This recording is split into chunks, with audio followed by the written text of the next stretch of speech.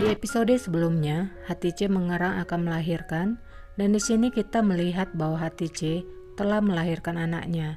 Namun ia merasa sedih karena anaknya lahir tapi tidak bernafas. Ia pun memohon agar menyelamatkan anaknya. Hurrem yang melihat kesedihan Hatice pun melakukan sesuatu kepada anak Hatice.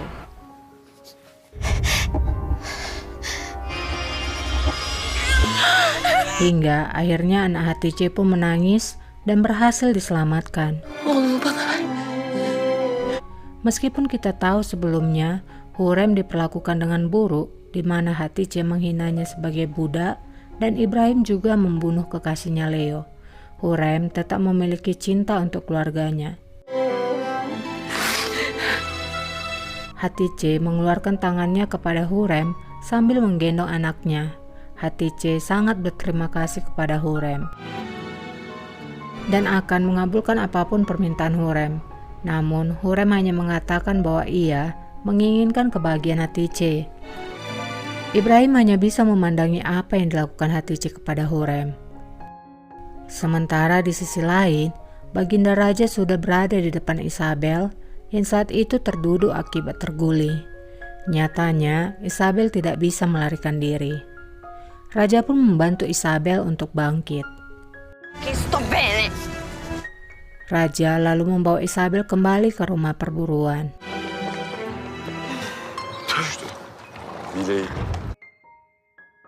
Kembali kepada Hurrem, Nilufar pun mengatakan pada Hurrem bahwa misinya telah berhasil dan tidak ada satu orang pun yang melihatnya. Di tengah perbincangan itu, Ibrahim menemui Hurrem. Ibrahim pun menyampaikan terima kasih kepada Hurrem karena telah menyelamatkan nyawa anaknya. Ia berhutang atas nyawa anaknya yang telah Hurrem selamatkan. Hurrem pun menjawab bahwa Ibrahim juga punya hutang atas satu nyawa lagi. Ia pun menunjuk di mana lokasi nyawa itu mati. Ya, itu adalah nyawa Leo. Bukannya meminta maaf atas apa yang telah Ibrahim lakukan pada Hurrem sebelumnya, sebaliknya Ibrahim menganggap itu tidaklah ada artinya dan meminta agar Hurrem melupakan semua kejadian itu. Hurrem pun menjawab, bagaimana aku bisa melupakannya? Kau membuat kematian itu melalui tanganku. Hurrem pun meninggalkannya. Jika saja Ibrahim meminta maaf ya, tapi itu tidak terjadi. Konflik antara Hurrem dan Ibrahim pun tak akan pernah selesai hingga salah satu dari mereka menang. Di tempat lain, Pangeran Frederick, tunangan dari Isabel, mendapatkan surat dari Gritti. Isabel Fortuna'nın gemisi. Hingga akhirnya ia pun tahu bahwa tunangannya telah ditawan oleh Sulaiman. Ia pun segera menuliskan berita itu kepada kedutaan Romawi dan meminta kedutaan membantu membebaskan tunangannya. Kembali kepada Hatice yang saat itu dikunjungi oleh Valide. Raut kebahagiaan terpancar dari wajah Valide melihat Hatice kini memiliki anak. Hatice menceritakan pada Valide bahwa Hurremlah membantunya saat itu hingga anaknya berhasil hidup kembali. Mendengar nama Hurrem yang dipuji-puji dan disenangi oleh Gulfem dan Hatice membuat wajah Mahidevran berubah. Di ruangannya raja, tampak raja melamun membayangkan saat ia bersama Isabel. Mulai lagi ya si Sulaiman ini, gak cukup dengan cintanya Hurrem aja. Tak lama, Sumbul masuk ke dalam ruangan raja dan menyampaikan berita bahagia kelahiran anak Hatice. Malam pun tiba, Ibrahim yang sedang berada di luar memandangi patung-patungnya tidak mendengar kehadiran raja yang sudah berada di belakangnya. Ia pun segera memberi hormat, namun sikap raja seperti kesal kepadanya. Raja pun menemui Hatice. Sama seperti sebelumnya, Hatice juga menceritakan kebaikan Hurrem yang membantu anaknya hidup kembali.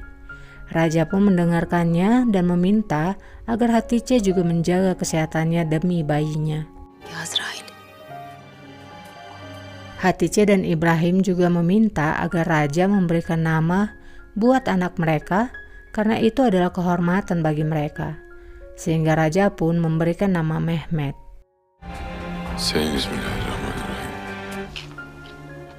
Bakmayayım şu. Sulaiman kembali ke istananya dan menemui Hurrem. Ia bangga atas apa yang Hurrem lakukan. Raja pun menghabiskan malamnya bersama Hurrem. Benim kadınım işte. Keesokan paginya, Hurrem menemui Valide yang saat itu berada di taman. Valide mengucapkan terima kasih atas bantuan Hurrem. De kurtulduk bu elim. Kemudian Hurrem mengajukan pada Valide ingin meminta kamar yang lebih besar karena ia sudah memiliki anak lagi. Namun Valide tidak mengizinkannya. Şehzadelerin helvaya yapılır. Sıra. Hepsi. Di istana Ibrahim, Ibrahim akan segera berangkat bekerja sambil membawa buku yang sudah diberi racun oleh Hurrem sebelumnya. Ia pun berpamitan pada Hatice serta putranya sambil menyentuh anaknya. Sultan. Tidak lama setelah kepergian Ibrahim, anak Hatice pun menangis. Yine başladı. Kita pasti tahu mengapa hal itu terjadi. Ya, itu karena sebelumnya Ibrahim telah menyentuh buku yang telah diberi racun lalu kemudian menyentuh anaknya. Inilah yang terjadi. Di tempat lain, Gul Aga mengawasi Sumbul. Ia melihat bahwa Sumbul berada di rumah perburuan bersama wanita.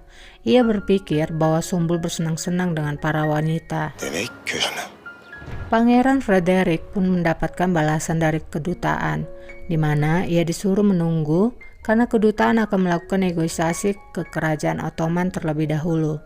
Tidak senang disuruh menunggu, ia pun meminta kepada tangan kanannya agar mereka segera pergi ke Ottoman. Sesampainya di istana, Gul Aga menyampaikan apa yang ia lihat tentang Sumbul Aga. Tapi Hurrem tahu itu tidak mungkin terjadi. Hurrem pun menyuruh Gul Aga untuk mencari tahu lebih banyak. O av köşkünde bak. Malam hari pun tiba, Hurrem bersama raja di kamarnya. Hurrem melihat pekerjaan raja yang sedang membuat perhiasan. Hurrem pun bertanya untuk siapa. Raja pun mengatakan belum bisa menentukan siapa pemiliknya. Bundan eminim. Kime yapacaksın? Taş kendi söyler derse.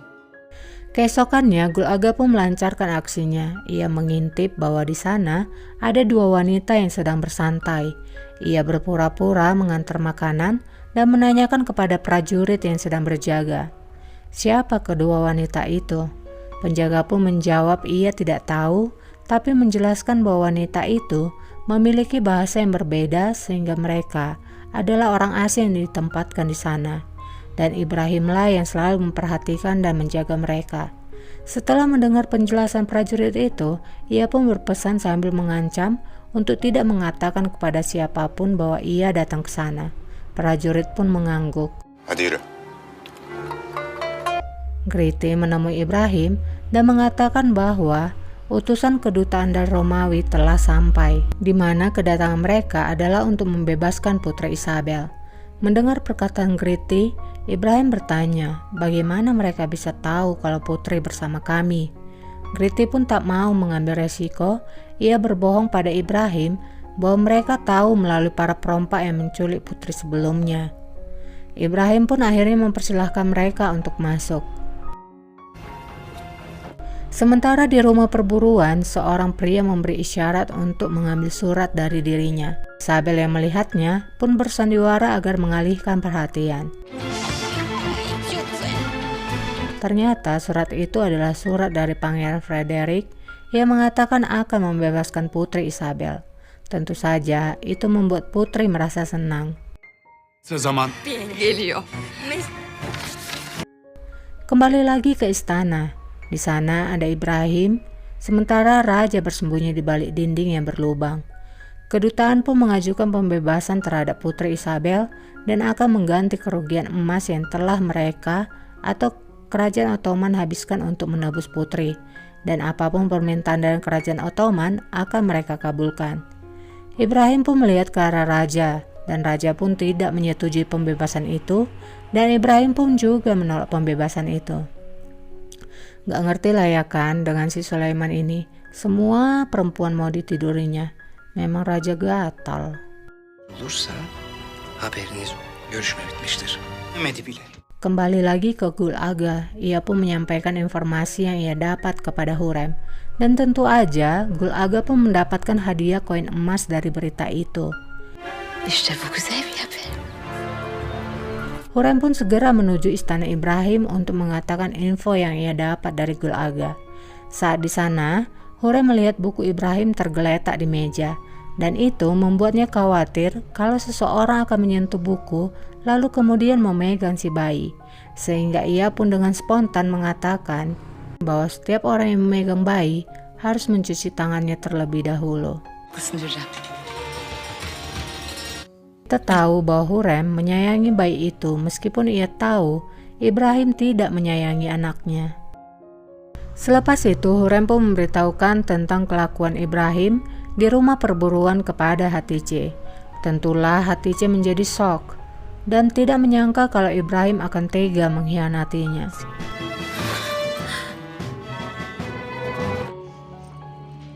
Hatice pun menanti kepulangan Ibrahim. Tampaknya saat itu Ibrahim juga telat pulang. Ia pun mondar-mandir tidak tenang. Hingga akhirnya Ibrahim pun sampai di sana. Ibrahim pun menyampaikan ia sangat rindu dengan putranya dan ingin melihatnya. Tapi sebaliknya Hatice langsung menanyakan, siapa wanita itu? Ibrahim pun bingung. Hatice pun mulai mencecar Ibrahim dengan tuduhan bahwa Ibrahim bersama wanita lain di rumah perburuan. Ibrahim pun mengiyakan bahwa ia bersama wanita di rumah perburuan. Tapi bukan seperti yang Hatice bayangkan, itulah ucap Ibrahim. Hatice meminta penjelasan kepada Ibrahim, tapi Ibrahim mengatakan bahwa itu adalah tugasnya untuk Ottoman dan itu rahasia. Mendengar jawaban Ibrahim, Hatice pun semakin marah. Ia mengatakan bahwa ia adalah Ottoman dan Ibrahim juga bekerja kepadanya. Siapa Ibrahim sebelum mengenalnya?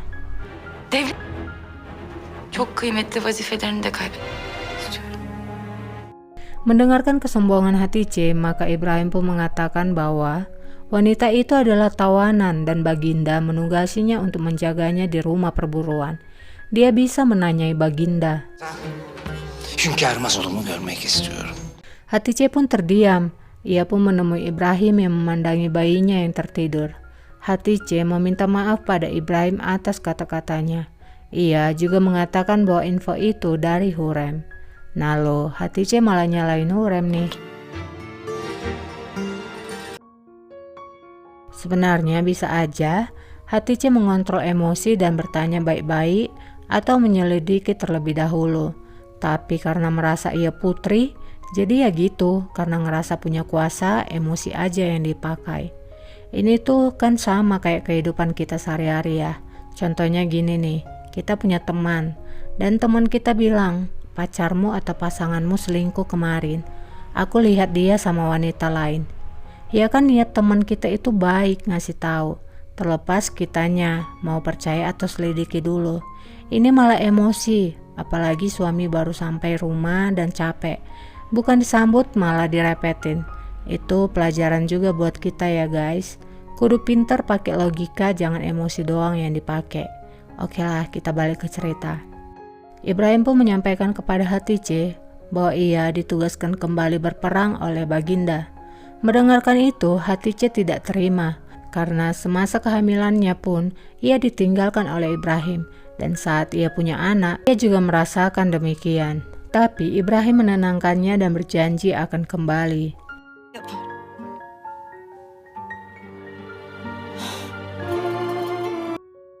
Di tempat lain, Pangeran Frederick telah sampai di Istanbul. Ia menemui Gritti, dan Gritti menjadi khawatir, tapi Pangeran menenangkannya. Prens Frederick Isabella'nın hayatını çok büyük. Pangeran mengatakan ia datang dalam penyamaran dan tidak ada yang tahu kalau ia di sini. Sultan Süleyman'ın esirini Isabella mı? Ia hanya meminta untuk dipertemukan dengan Putri Isabel tunangannya dan akan membayar berapapun yang Gritti minta. Hatice lalu menemui ibunya Valide dan mengatakan semua unek-uneknya tentang Ibrahim yang akan dikirim berperang lagi. Kita melihat kini pangeran sudah menyamar mengenakan pakaian pelayan dan memandang kekasihnya Isabel dari jauh. bayi Hatice tampaknya sakit, ia terus menangis. Ne oldu? Diyor. Pençe pençe kabak. Lanet olabilir mi bu sence? Dan di sana ada buku Ibrahim. Ya, perlahan namun pasti anak Hatice juga terkena racun dari buku. Di tempat lain, Ibrahim dan Hurem bertemu. Ibrahim pun menanyakan bagaimana Hurem bisa tahu tentang wanita itu. Hurem pun mengatakan bahwa ia tahu dari suara burung dan di istana ini tidak ada yang bisa disembunyikan.